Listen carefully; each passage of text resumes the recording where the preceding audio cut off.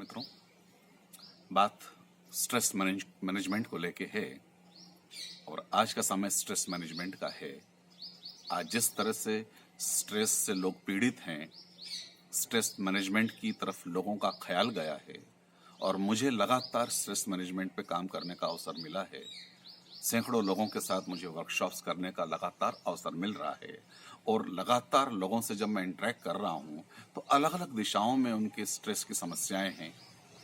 कुछ दिशाएं अनसोची हैं, अनसमझी हैं, उन्हें खुद इसका बोध नहीं है कि उनके स्ट्रेस के सबब क्या हैं, उनके स्ट्रेस के कारण क्या हैं। तो ये जो स्ट्रेस मैनेजमेंट है ये एक नए विषय के रूप में सामने आ रहा है और सबसे पहली बात तो इस स्ट्रेस को समझ लेना लाजमी है। आज की तारीख में स्ट्रेस के बहुत से कारण हैं।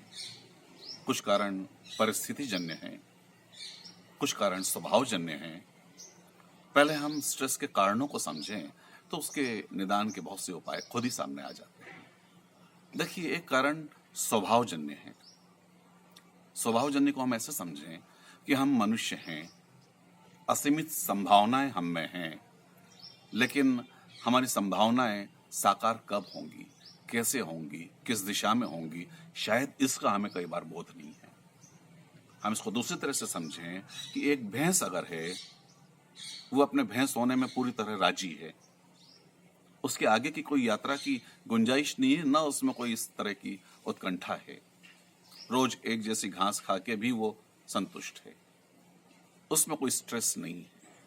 लेकिन हम में स्ट्रेस है क्योंकि हम जो हैं और हमें जो होना है उसके बीच का जो गैप है वो दरअसल स्ट्रेस के का जनक है।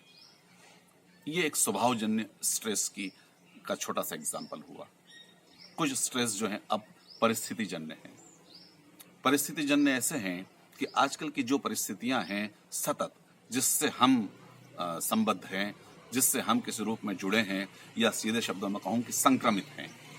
कुछ हमारी बाध्यताएं हैं, समाज में हैं, सोशल मीडिया, टेलीविजन, समाचार पत्र, मित्रों के समूह, और उन सब से हमें लगातार जुड़े रहना जरूरत भी है हमारी। जिस तरह सूचनाओं की हम पे बाढ़ आ रही है, जितनी सूचनाएं पहले हमें मिलती थी उतनी उससे कई कई गुना आज हम पे बरस रही हैं।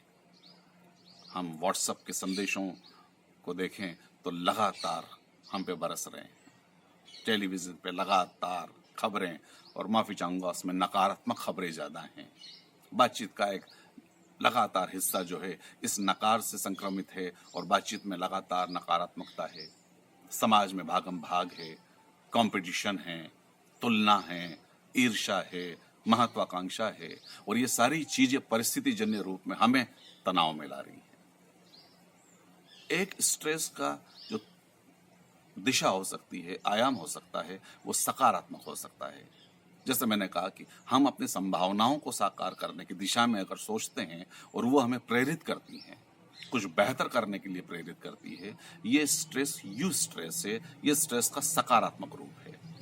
लेकिन जो स्ट्रेस हमें तनाव, कुंठा और फ्रस्ट्रेशन और डिप्रेशन से भरता है, ये नकारात्मक रूप है। तो एक सामान्य मनुष्य करीब 60,000 विचारों से दिन भर में गुजरता है, लेकिन आजकल जिस तरह की स्थिति में हम रह रहे हैं उसमें विचारों की बाढ़ हम पे आई हुई है, और ये एक स्ट्रेस का सबसे पहला कारण है। और इन विचारों के साथ एक नकारात्मकता हमें बाय प्रोडक्ट के रूप में मिल रही है, क्योंकि विचार नकारात्मक है। तो पहली बात तो ये कि इन नकारात्मक विचारों ने हमारी लय को गड़बड़ा दिया है। हम जिस तरह के व्यक्ति हैं या व्यक्तित्व है हमारा, वो दो दिशाओं में होता है, भावनात्मक और कहना चाहिए बुद्धि के रूप में, मन के रूप में, विचारों के रूप में। ये जो दो इमोशनल और इंटेलिजेंस के आयाम हैं, इनके बीच में अगर एक तालमेल नहीं है, लय नहीं है, तो वो हमारे जीवन की लय को गड़बड़ाएगी। इमोशनल हाइजीन का जमाना है। हम बाकी चीजों के लिए तो बहुत परवाह कर रहे हैं, लेकिन आजकल हम इमोशनल हाइजीन की परवाह नहीं कर रहे हैं, और बाहर से जिस तरह की नकारात्मक खबरें हैं या नकारात्मक माहौल है वो हमें इमोशनली इम्बैलेंस कर देता है। वैचारिक रूप में हम उद्वेलित होते रहते हैं, तर्कों या कुतर्कों के कारण, या समाज की जिस तरह की स्थिति है उनके कारण। तो ये बाहरी कारण हैं स्ट्रेस के, कुछ स्वभावजन्य कारण हैं स्ट्रेस के। इन दो कारणों पर अगर हम पहले विचार करें तो इसके समाधान पे आगे हम बात कर सकते हैं। तो पहली बातचीत में तो मेरा सिर्फ आग्रह सिर्फ स्ट्रेस के कारणों की ओर इंगित कर देना पर्याप्त है, फिर आगे हम इस पे आगे चर्चा करते हैं इसके निराकरण पे।